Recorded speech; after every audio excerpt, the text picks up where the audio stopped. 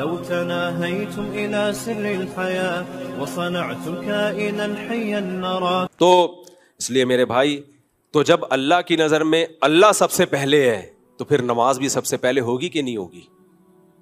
اب اس کا مطلب یہ نہیں کہ جھوٹ بولنا شروع کر دیں، لوگوں کو ٹوپیاں کرنا شروع کر دیں، لوگوں کے بیوقوف بنانا کہ بھئی میں نماز تو چونکہ پڑھتا ہوں تو اتنی بڑی نیکی تو کر ہی رہا ہوں.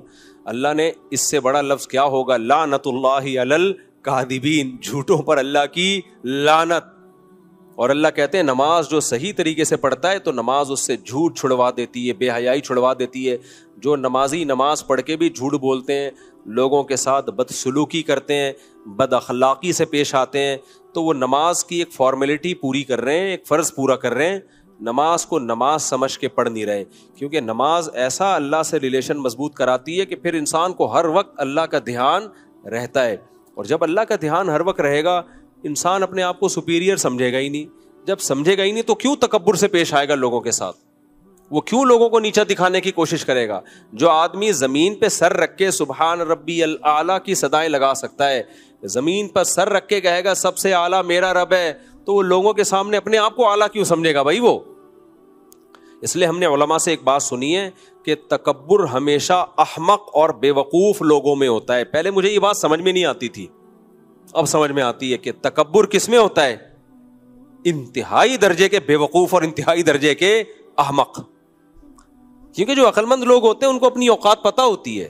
بے وقوف آدمی اوقات بولتا ہے ہمیشہ اپنی. عقل مند کو پتہ ہے یار ہماری کیا اوقات ہے. اگر دولت ہے ہمارے پاس، چھننے میں کتنا ٹائم لگتا ہے. لیبیا کے صدر کو دیکھو، ارب پتی آدمی تھا، جب حالات چینج ہوئے کوئی کھانے کا پوچھنے والا نہیں تھا اس سے، شہزادوں کو.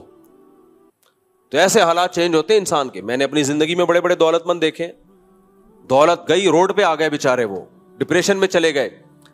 تو عقل مند آدمی کو پتا ہے بھائی چھننے میں ٹائم نہیں لگتا، یہ صحت ہے، بیمار ہونے میں ٹائم، ایسی ایسی بیماریاں اٹیک کر جاتی ہیں، آدمی سوچتا رہ جاتا ہے. تو جب ہر وقت خطرات اتنے منڈلا رہے ہیں تو پھر اترانا، دولت پہ فخر کرنا، صحت پہ فخر کرنا، شادیوں پہ فخر کرنا، یہ سب بچکانا باتیں ہیں. یہ تو میں آپ کو ویسے ہی موٹیویٹ کرنے کے لیے 19 کی باتیں کر رہا ہوتا ہوں. تو لیکن کوئی چیز فخر کرنے کے قابل نہیں ہے بھائی. حضرت حکیم الامہ مولانا شرف علی تھانوی رحمہ اللہ نے اس کی بڑی پیاری مثال دی ہے. انہوں نے فرمایا دیکھو کوئی ایک آفیسر بیٹھا ہوا ہو اور ماتحتوں کے سامنے بڑی شو مار رہا ہو اور یہ میں یہ ہوں میں یہ ہوں. بڑا آفیسر آتا ہے تو اس کی اپنی حیثیت 2 ٹکے کی نہیں رہتی. یہ خود یس سر جی سر جی سر، ان کی مثال کو میں اپنے الفاظ میں بیان کر رہا ہوں. یہ خود کیا شروع کر دیتا ہے؟ یس سر جی سر، یس سر جی سر. اب بڑے آفیسر کے سامنے یہ پھوپھا نہیں ظاہر کرتا ہے یہ تمہاری ایسی کی تیسی، وہ بھائی وہ بڑے آ گئے، وہ اب ہمارے باپ ہیں. وہ کون ہے؟ اب ان کی طرف توجہ کرو. تو فرمایا کہ ایمان والے کو ہر وقت احساس رہتا ہے کہ بھائی سپیریئر کون ہے؟ اللہ. تو کسی کے سامنے دھونس جمانے سے پہلے، تکبر کرنے سے پہلے دیکھتا ہے بھائی میں جو کچھ ہوں کس کی وجہ سے ہوں؟ اللہ. تو اللہ نے مجھے یہ سب کچھ بھیک میں دیا ہوا ہے. میں اتراؤں گا، تکبر کروں گا، دوسرے کو نیچا دکھاؤں گا تو اللہ دیکھ رہا ہے بھائی وہ مجھ سے یہ نعمت چھین سکتا ہے، وہ یہ نعمت چھین سکتا ہے مجھ سے. تو اس لیے میرے بھائی اللہ تعالیٰ نے سب سے زیادہ قرآن میں جس چیز پہ زور دیا ہے وہ ہے نماز. اور نماز کا بنیادی مقصد اللہ سے ریلیشن کیا ہو جائے؟ مضبوط. تو یہ ریلیشن قائم ہوئے بغیر کام نہیں چلے گا. میرے اکثر بیانات نظریات کی اصلاح پہ ہوتے ہیں، کانسیپٹ کلیئر کرنے پر ہوتے ہیں. تو کانسیپٹ کلیئر کرنا کافی نہیں ہے، نظریہ درست ہو جانا کافی نہیں ہے. مسائل جب حل ہوں گے جب اللہ سے ریلیشن مضبوط ہوگا، اور وہ کثرت سے نماز اور خشوع و خضوع سے نماز پڑھے بغیر وہ ممکن ہے نہیں. تو اس لیے کچھ عملی زندگی پر بھی آنا چاہیے. نماز کو مضبوطی سے قائم کریں. اور دیکھو جو کام مشکل لگے نا وہ زیادہ کرنا شروع کر دو تو وہ آسان ہو جائے گا. مشکل کام زیادہ کرو گے تو کیا ہو جائے گا؟ آسان ہو جائے گا. مثال کے طور پر BBC میں ایک ٹوٹکا آیا ہوا تھا گہری نیند کا. گرمیوں کے دنوں میں گہری نیند کا ایک ٹوٹکا تھا. BBC کی نیوز میں نے خود پڑھا. اب پتہ نہیں وہ ٹوٹکا صحیح ہے لیکن اس کی لاجک بنتی ہے.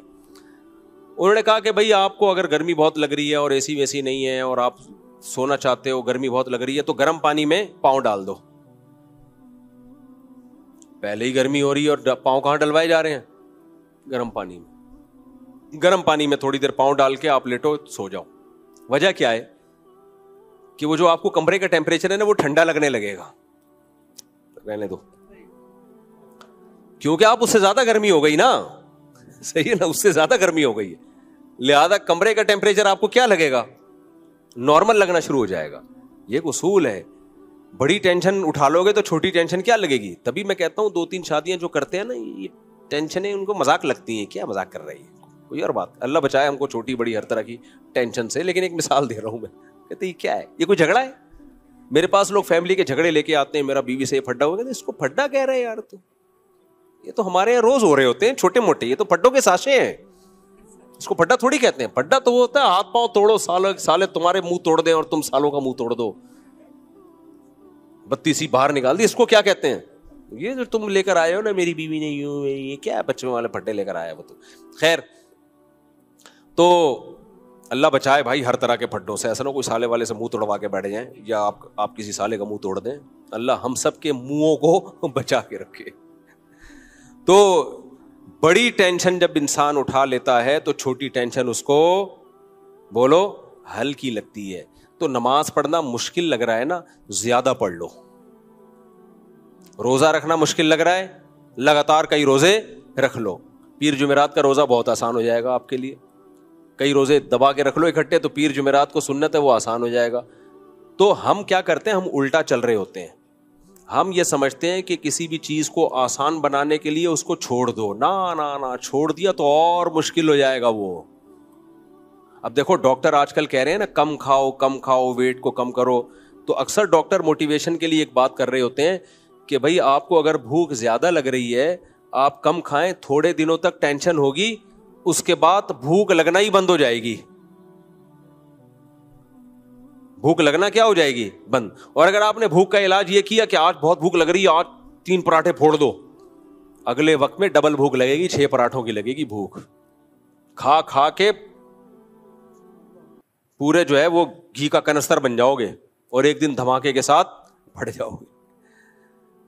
تو یہ انسان کی آج کل ڈاکٹر میدا کاٹ دیتے ہیں. ایک اس کے اسپیشلسٹ ہیں, ان سے مجھے ڈاکٹروں سے جب کوئی گپ شپ ہوتی ہے تو بہت نالج لیتا ہوں میں ان سے. ایک آپریشن ہوتا ہے نا آج کل, میدا کاٹ کے آدھا کر دیتے ہیں وہ. اس آدھے سے فائدہ یہ ہوتا ہے کہ آپ کا پیٹ جلدی بھر جاتا ہے. تو جب پیٹ ہی جلدی بھر جاتا ہے تو آپ کو زیادہ کھانے کی حاجت ہوتی نہیں ہے, تو اس کے نتیجے میں آپ کا ویٹ خود بخود گر جاتا ہے. تو میں نے ایک ڈاکٹر صاحب سے پوچھا, میں نے کہا اگر کوئی کمبخت پھر بھی زیادہ کھائے تو کیا ہوگا. انہوں نے کہا میدا دوبارہ ڈبل ہو جائے گا بڑھ کے.